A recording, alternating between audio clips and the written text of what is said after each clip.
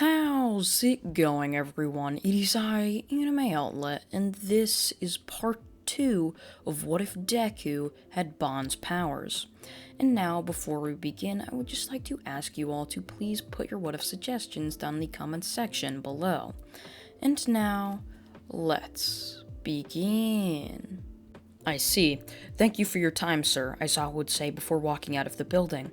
As he and Nezu continue on walking, all of a sudden, Aizawa looks over beside him as he then sees across the street the same figure that he and the rest of the teachers had seen at the special UA entrance exam. As Aizawa would see this, he would follow the figure with his eyes as he would then see Izuku just walk off in the distance.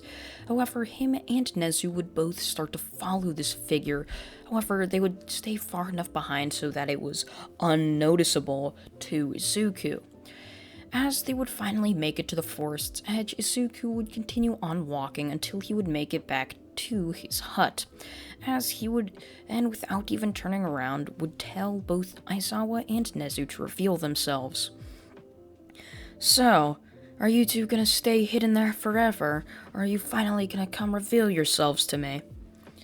Wow, I'm surprised. Well, not really with the amount of power you displayed at the entrance exam, but still, your level of technique is quite high for your age, don't you think? Nezu would say as Izuku would turn around to see with the tiny little white bear-looking thing. Well, you could say that, Izuku would say, smiling. So, what brings you two here? Would say, well, we happened to see what your UA entrance exam did, and we just saw how powerful you were, and we came to formally invite you to come and be a student here at UA High School. That's quite the high offer, and I'm expecting you want me there so badly you came and searched me out. I quite a flattery, don't you think? Well, I'll join on one condition. You let my friend here, Toga, join too. Oh, you have a friend here, Nezu would say before Izuku would step aside, as they would then see a blonde-haired girl sitting under Izuku's small hut. So, I guess there is another person here. Hello. I'm guessing you're Toga. Well, of course. Yes. Who else? I don't see anyone else here. Nezu would look at her before just awkwardly laughing. Yeah, I guess so. Alright, well, then that's a deal. Both of you will be expected to be at UA tomorrow morning at 7 a.m. Good luck with that. I'll just drop off your UA uniforms here. I just somehow happened to find out the right sizes. Let's just say it's a lucky guess, she would say, looking at both Izuku and Toga.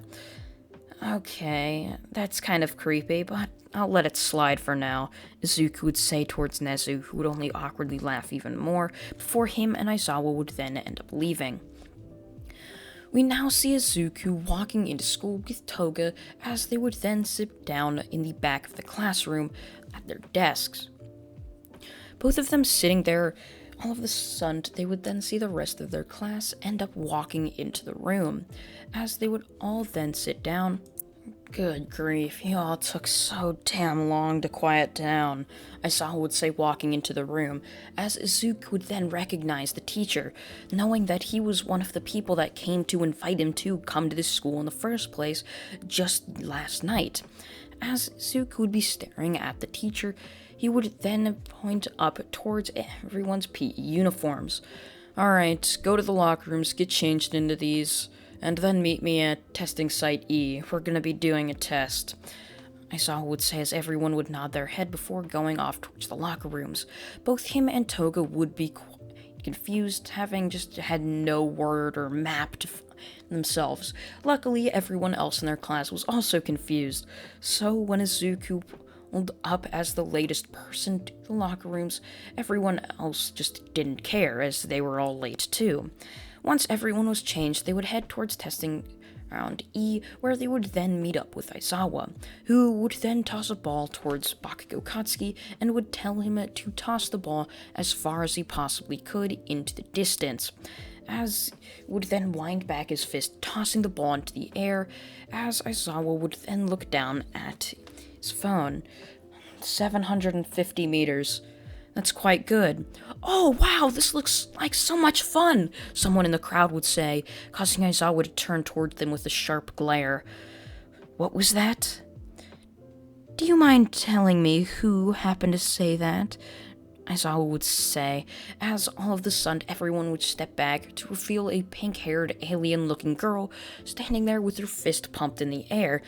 What? Do you guys not like fun? Come on, I can't be the only one, she would say, as everyone would stare at her and just wondering how she was already yelling so much when wasn't embarrassed at all.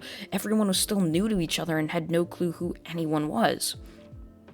So the tests would then continue without any problems, as Izuku would reveal to be one of the strongest people there. In fact, the strongest person there, getting first place in every single event there was, with just complete ease. It just looked like Izuku wasn't trying at all, and it just didn't seem like it was even a fraction of his power. Everyone just felt so far out of Izuku's league. So, when the day would come to an end, Izuku would be packing up his things as he would be talking to some of his new friends that he made. So, what made you want to yell out saying that it'd be so much fun? You know, I just have to ask. Oh, well, it just sounded like fun, so I decided to exclaim it, you know?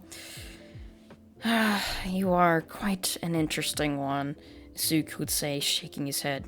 So, you and Toga, you both are friends too, right? Well, me and Kirishima are friends as well. So, just a way to get to know each other and to make more friends. How about you and Toga and me and Kirishima go on a double date with both of you? It's not really one, just sort of as a form to get to know each other, Mina would say with all the confidence in the world. Izuku would look at her with a blatant look. What do you say, Toga? He would say, looking towards her. Well, okay, she would say. That sounds fine, exclaiming once again after thinking about it for another second. As this would be happening, they would then walk out of the UA halls, as Mina would be tugging along with Kirishima's arm, making sure that he followed along. He was still a bit confused at this, just being pulled along by someone new. Well, someone that he had known since middle school, now taking him on a double date. It was all quite an interesting experience. However, before Izuku could even leave the confines of the UA campus, he would be stopped by Bakugo Katsuki, one of his former classmates. As Mina, Kirishima, and Toga would all look back at Izuku, as he would then just wave them on. You guys go on ahead, I'll catch up with you later. I have to deal with something right now, Izuku would say, as they would all nod their heads in understanding before walking off. Are you Izuku Motoria? The person that went missing 7 years ago? The one and only? Who else would it be? Izuku would say. Look, I'm sorry about what I did and said all those years ago. I was a naive kid, and I just didn't know anything and know any better.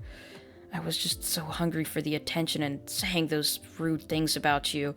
It really just filled that thirst, I guess. Oh, it's okay, don't sweat it. It doesn't really matter to me anymore. That was 7 years ago, after all. So, why just linger on the thoughts of 7 years ago when you could linger on the thoughts of now? So, I'll just let you go. I gotta catch up with something, Zuko would say before rushing off, running, sprinting to hopefully meet up with his newly found friends. As Izuku would then with Emma, with the girl he met yesterday, and another girl he met today, and he met today as well, he would meet up with them in a fancy-looking restaurant. So, who's paying for this? Because there is no chance in hell I'm paying for this. Well, I can't pay for it either, Toga exclaimed. So you guys are telling me you're gonna go on a double date, not split the paycheck at all? Come on, this just doesn't make any sense. So you heard both of them before just saying, well, look, I don't even have a house. Well, I do. I don't even have a roof over my head. I mean, if you count leaves, that could work. I live in the forest, and so does she. So, you guys pretty much are the only ones that actually have paper money, Zuko would say. Fine, I guess I'll cover it. What about you, Kirishima? You do some as well. He would only look at her before being like, man, you dragged me out here, and now you're gonna... You know what, fine, he would exclaiming, as it was only a manly thing to do. As they would be sitting eating some of their food, Zuko would stare down at it before trying it. You would think how it was absolutely delicious before thinking about ways he could also improve it, as he also still studied how to be a cook, cooking in some of the very ways he could, as he sort of adopted a just cooking off of the land style, where he would hunt either a deer and then cook it in either a pot or pan that he happened to steal. So with that, I'll cut forward 2 weeks' time, as Kirishima, Mina, Zuko, and Toga had become just some of the best of friends. They forming their own friend group, kind of like Zuko, just Ida, and Uraraka was in canon My Hero Academia. So with that, we now see all of them sitting in the classroom, with all of them just talking back and forth. So, what are you guys gonna do later today? I was thinking about maybe we could hit up an arcade. Once again, I don't really have any money to pay for it, say. I mean, I could somehow find a way to get some, but that would take a little bit of time. So, I'll meet you guys up at it in just around 30 minutes after you all arrive there. Well, I guess that sounds like a plan. Yes, Kirishima would say, yep, alright, that sounds fine. So would Toga. As all of the sudden, stomping would be heard from down the halls. As soon enough as the stomping sounds would get closer and closer, the room would start to shake as well. As all of them would feel this violent shaking along with the rest of their class, everyone would look towards the hallway, some of them even crowding around the door. Looking out the small, tiny window on the door, all of a sudden the door would be smashed through by 2 shining golden fists. Ha ha! A loud voice would exclaim, laughing, as there stood in the hallway was the #1 hero, standing in all of his glory, was All Might. Everyone just couldn't believe it. The golden, shining figure of hope was standing right before them. All Might would stare at some of the people he had knocked backwards into the wall behind them, along with just these shatters of wood all throughout the classroom. I guess I kind of made a mess of this classroom, huh? Didn't I? Well, I'm sorry about that, he would say before looking around. So, anyway, who's ready for their first hero class? He would proudly exclaim. Many people would raise their hands. Me, many of them would say. Zuko would stare on towards the #1 hero before wondering what was going to happen next. Well, you can't be heroes without your hero costumes, now can you? Might would say with a smirk before slamming his finger down onto a massive red button, as all of a sudden a massive add-on in the wall would start coming out of the wall, with suitcases on these sort of coat hanger looking things, as all of them would be given a number, where they would then look at the number, matching it up with their suitcase, grabbing their suitcase and taking it off of the hook before opening it, which it would then reveal their hero costume. Zuko would open his before staring down at the clothes that he had in it. It was not like the most unique or... Well, it was sort of unique. It wasn't the most streamlined hero costume with a cape and all of this and that. However, it was sort of simple and not meant to draw attention to him, as when Zuko was on the streets, if you were going to just try to steal something, you wouldn't want to be wearing something flashy that would draw attention to you. You wanted to be wearing something simple and basic that would allow you to blend in with the crowd more. And so this is basically what Zuko would go for, so when a villain, or if Izuku was sneaking up on a villain, they wouldn't just easily be able to spot Izuku out as a hero right away. So as everyone would walk down to the locker rooms with their suitcases in hand, they would then all get changed before walking back or walking over towards City Site C, which was specifically requested by All Might. As they would all be walking there, Kirishima would run up to Izuku. Hey, Izuku, why are you just wearing, like, normal everyday clothes? seems kind of basic to me, don't you think? Yeah, well, I just don't really like drawing attention to me. As much as I do like some attention and fame, as much as everybody else, I just don't feel like, being just easily spotted as just your basic ordinary comic book hero that has a shining red cape flowing behind them. It's just kind of cliche to me. Kirishima would nod his head. Yeah, I guess that does make sense. As this would be happening, Izuku, along with everyone else, would finally make it to testing site C, or City C, where they would see All Might standing there, as he would then laugh. Alright, class, today we're going to be doing a heroes vs. villains assignment. So, there's going to be 2 teams of 2, one hero team and one villain team. So, the heroes will have 15 minutes to go into the building specifically chosen by me, and to either capture both of the villains by tying them up in the quirk-canceling tape, or by touching the device just supplied to us by the support course, and the villains will have 15 minutes to protect the device or capture both of the heroes. So the villains will now have 5 minutes to then go into the building and hide the device. So those 2 villains will be Izuku and Toga. The heroes will be Kirishima and Mina. So, villain team, you may now go into the building, All Might would proudly say, as Izuku would walk over to All Might, grabbing onto the device, as Izuku would lift it up with one hand, walking into the building, where Izuku would then start thinking about the perfect hiding spot, and he would just walk up all the way to the top floor and placing it down right square in the middle of it. As this would be happening, 5 minutes would have passed, as Izuku would end up sitting down or just staring up at the roof, waiting for anything interesting to happen. As All Might would then say that the heroes were now entering the building, Izuku would smile before cracking his knuckles, as he was now ready for a fight. After cracking his knuckles, he would crack his neck before slamming open the top roof, or the roof door, jumping down all the way, slamming down into the road below. Getting up like nothing ever happened, like he didn't just jump off of a 5-story building, Izuku would then walk in to the building, opening up the door, where he would see both the backs of Mina Ashido and Kirishima, as they would continue on walking like nothing ever happened. Izuku would end up walking right behind Mina before grabbing her by the head and slamming it down into the ground.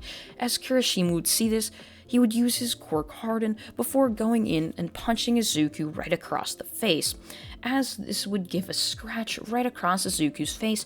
However, it would heal instantly like nothing ever happened. Izuku would then get out his staff, as this staff was made out of multiple parts. It was basically like 3 or 4 parts, all connected by a chain, as Izuku would then just hold one side of it in one hand and the other in the other hand. It was kind of like just a bigger version of nunchucks. So with Izuku swinging these around, he would then swing, hitting Kirishima right in the head, as Shima would then get right back up like nothing ever happened, hardening his quirk right at the perfect time so that nothing ever happened. By this time, Hina would then get up as well, before using her acid, throwing some of it right at Izuku, as it would land right on his arm, burning into his skin. However, it would then regenerate right back like nothing ever happened once again. You're gonna have to try a lot harder than that to hurt me, Izuku would proudly exclaim. Izuku walking towards Kirishima. Kirishima would then throw a punch right at Izuku, landing it right in Izuku's stomach. As Izuku would continue on walking, pushing Kirishima's fist back, Izuku would then punch Kirishima right across the face, and then uppercutting him right into the 2nd floor roof, slamming the hardened hero right into the 2nd floor roof, where Toga just happened to be, as Toga would then get knives out before cutting slashing Hiroshima right across the face, giving him a cut, where she would then get out some cord-canceling tape and wrapping it around Kirishima within an instant, tying him up quite easily, making sure that he wasn't going to be able to escape, at least not with his cork. So with that, we now see Izuku standing face to face with Mina Ashido as she was gliding around the small cramped room with her acid, trying to get just more mobility, not wanting to have to face off against Izuku on a one-on-one. However, knowing that Kirishima was most likely out of the fight for at least a little bit, she didn't have strategy other than to run, as using her acid she would glide across the hallways, running away from Izuku, who was in a deep chase. However, he wasn't running as fastest. It was sort of just toying with her, saying stuff like, "Come on, don't run away from the inevitable. That's just not nice. You're only delaying what's going to happen next," Izuku would say, kind of creepily in a way, as we now Mina cut a corner where she would then see Kirishima tied up and Toga jumping out of nowhere with 2 knives in her hand, slashing, causing Mina to barely duck under these slashes, as she would then rush towards Kirishima, throwing acid at the cork-canceling tape, as it would then burn right through the tape. As Kirishima would then get up, he would stare right at Izuku before rushing at him, punching him across the face, punching him then right back into the stomach, sending him flying into a wall behind, as Kirishima jumped at him with such momentum that with his punch it had caused Izuku, who was forced to go completely the opposite direction. As we now see Toga fighting with slashing her acid, causing the acid to split into a different part, flying right behind her, destroying some of the wall behind. As would then go in fighting Toga, putting acid around her hand, punching Toga right across the face, causing acid to burn into Toga's cheeks. As his fight would then continue, it was sort of just like hand combat fighting for both of the fights. While Kirishima and Izuku were both fighting, Izuku had decided to just go bare knuckles and fight Kirishima, just like Kirishima was fighting him. And Toga and Mina would both be fighting, however Toga wouldn't drop her knife. So with that, we now see Izuku rushing towards Kirishima, as he would punch Kirishima right across the face, as Kirishima's hardening would end up shattering. As he would end up holding his face in pain, he would then feel the top of his head be smashed in by Izuku's fist, as Kirishima would topple down to the ground with his knees buckling under him from the extreme amount of force on top of him. He would look up to see Izuku now jumping in the air with his staff/nunchuck type weapon in hand before slamming it down on top of Kirishima's head, as he would then collapse completely unconscious because of the blow. As we now over to see Mina staring on at Toga, as Toga would then rush towards Mina, punching her right across the face, causing Mina to blink, which in a split second Izuku would then appear right in front of Mina, punching her right across the face. What about that? A combo move already. Appears we're quite the fast learners, he would say, directed on towards Toga, as she would only laugh. I guess you could say that, she would say, agreeing with Izuku's statement, as Izuku would then punch right across the face, now wielding his staff once again, slamming it right into the side of her neck, causing her to fall down to the ground, where Toga would then up on top of her, tying her up with the cork-canceling tape, as All Might would then come over the intercom, exclaiming, "And that's the victory! The villain team wins, with just around 7 minutes left to go!" As Izuku would end up smiling and knowing that his team had won, and just feeling of accomplishment since his team did win after all. So with that, now in the book, we see Izuku carrying the unconscious Mina and Kirishima all the way back towards just the main meeting area, where there was tons of TVs where they could watch all the fights happening.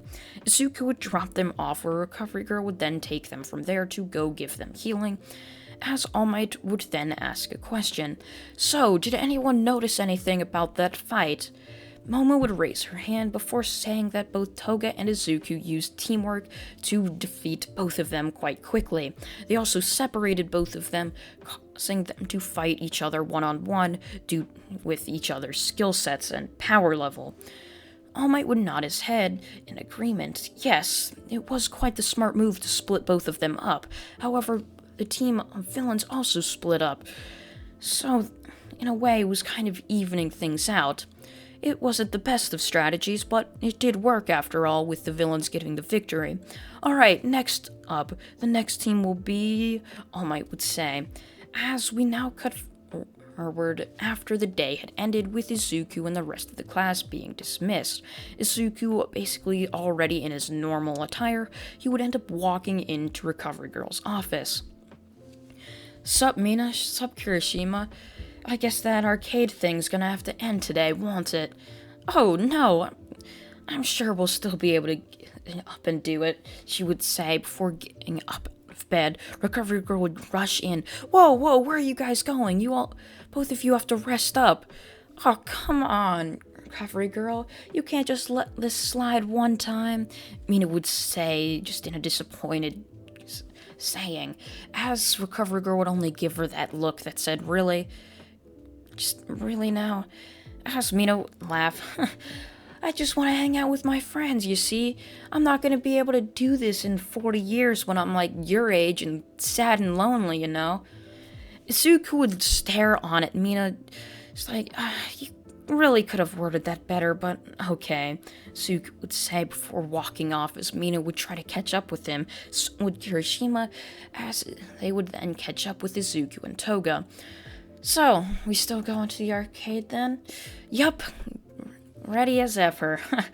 Even after you smashed my face in multiple times, I'm sure I'll still be able to pound you in an arcade game I've specialized in for years, Kirishima would say, cracking his knuckles as if he was about to get into a fight. Izuku would laugh before saying, sure you will, with all the confidence in the world echoing throughout Izuku's voice.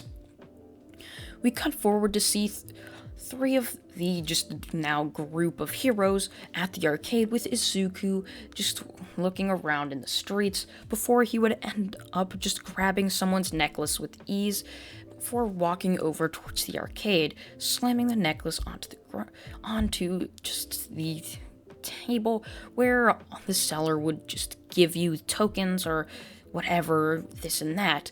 As Izuku slamming the necklace down, the seller would look at it on the counter before handing Izuku some tokens. There you go, kid. Go do whatever you want with that.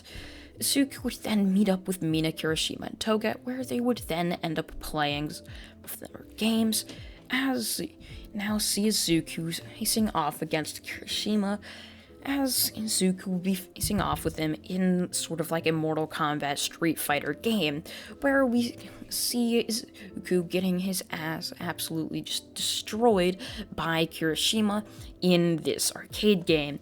Kirishima was just mopping the floor with him, as Izuku was just horrible at this. Remember, he really just didn't bother with arcade games, and so Izuku had no practice at all. Yes, he was quite competitive, however, this really did nothing when he had no experience. So, with the inexperienced Izuku, he would end up saying, alright, fine. You may be able to beat me in the arcade game, but I'll still be able to beat you in a fight any day of the week.